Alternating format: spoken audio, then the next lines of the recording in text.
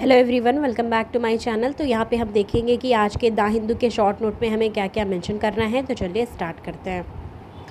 पहला टॉपिक हमारा है यहाँ पे फिच डाउनग्रेड से रिलेटेड यहाँ पे आया है। देखेंगे ये क्या है।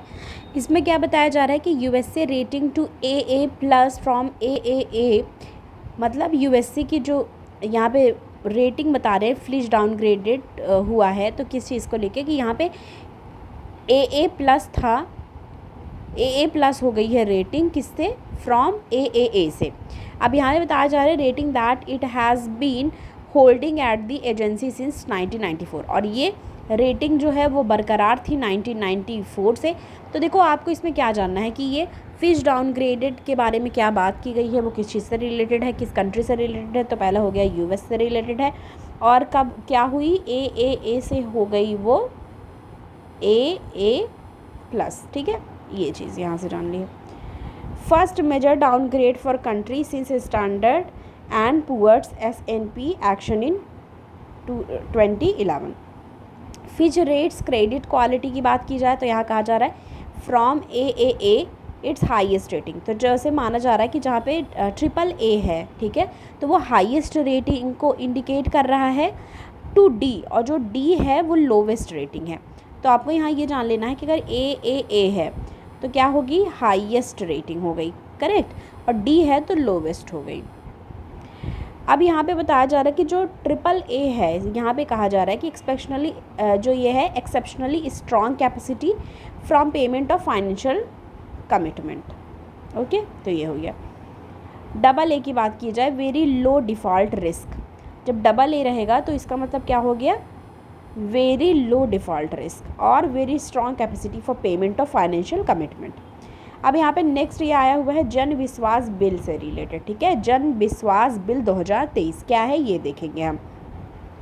आपको पता है स्कीम से रिलेटेड आता है, ठीक है। जैसे कि देखो कुछ कुछ एक पार्ट होता है, कुछ कुछ आप समझ लो जिससे रिलेटेड आता है। जैसे एक तो ये जान लो प्लेसेस इन न्यूज़ से रिलेटेड आता है।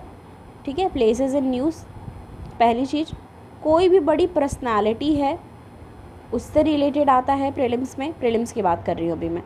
स्कीम से रिलेटेड आता है, ठीक है।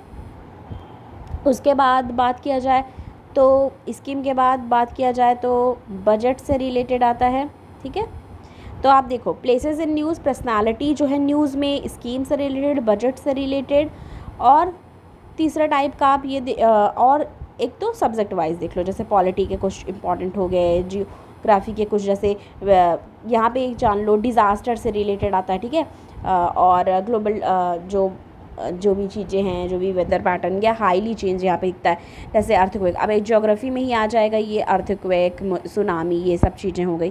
पर जो कुछ चीज़ें हैं जैसे places in news, personality, scheme, budget, ये सारी चीज़ें याद रखनी। तो बजट तो एक स्पेसिफिक टाइम पे आता है, स्कीम आता रहता है।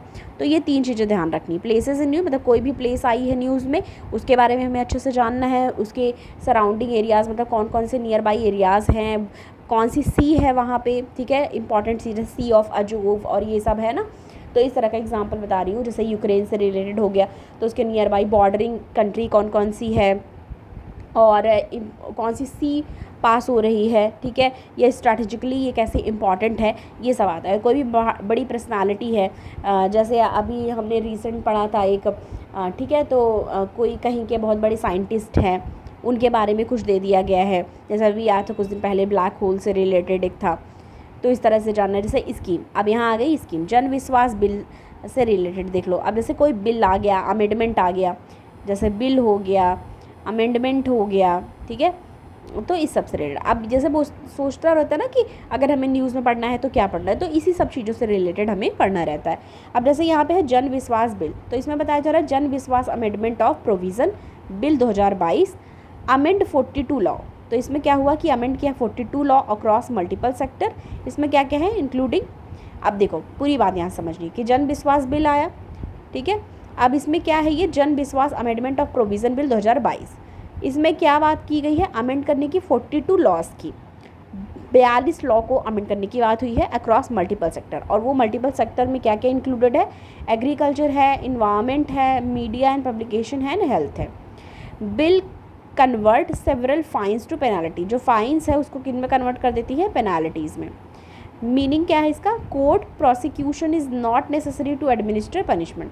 और इसमें एक चीज़ और कहा जा रहा है, remove imprisonment as a punishment for many offence. तो यहाँ पे क्या रिमूव करने की बात की जा रही है कि जो इम्प्रिजनमेंट मतलब जेल में डाल देते हैं, remove imprisonment as a punishment, ठीक है, तो रिमूव करने की बात की गई है फॉर मेनी ऑफेंसेस, मतलब बहुत सारी ऐसी ऑफेंसेस, ऐसे अपराध जिनके लिए पनिशमेंट के तौर पे मतलब ये बोला गया है कि रिमूव किया जाएगा इम्प्रिजनमेंट को।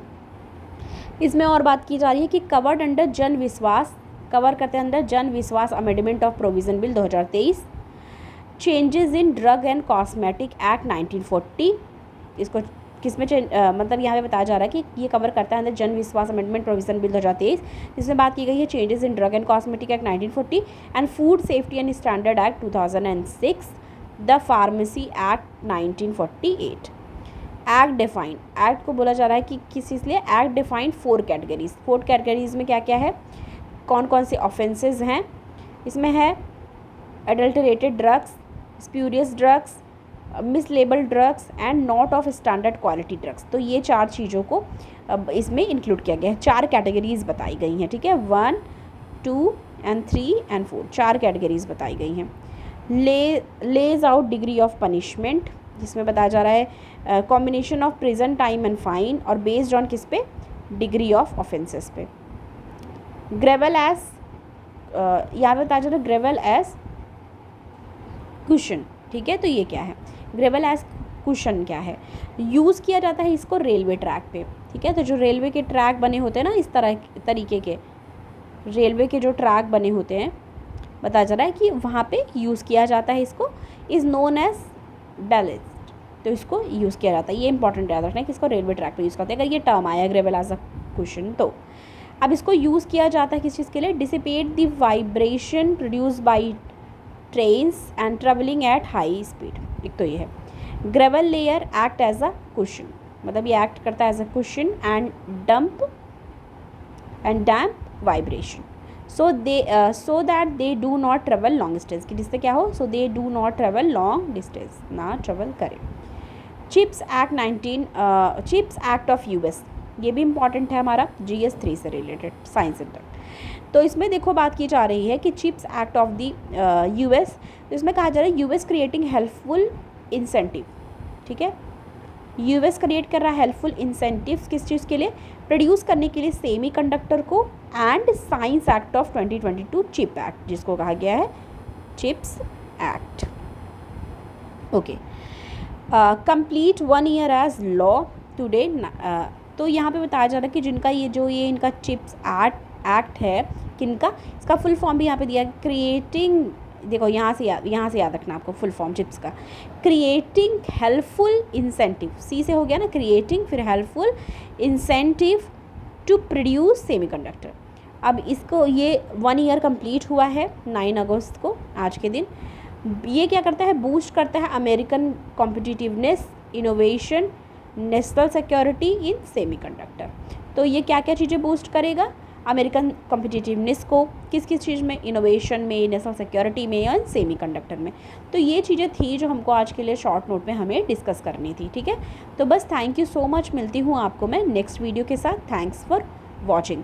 और हाँ, एक चीज़ और आपको याद रखनी है यहाँ पे कि न्यूज़पेपर अब बहुत ज़्यादा इंपॉर्टेंट हो गया है, इसलिए भी पढ़ना कि आपने अगर इस बार का प्रीलिम्स देखा होगा तो बहुत पुराने न्यूज़ से भी चीज़ें पूछ ले रहे थे। तो आपको चाहे आप 24 में दे रहे हो या 25 में दे रहे हो, तो आपको न्यूज़पेपर करना पड़ेगा। ओके, तो थैंक यू सो मच।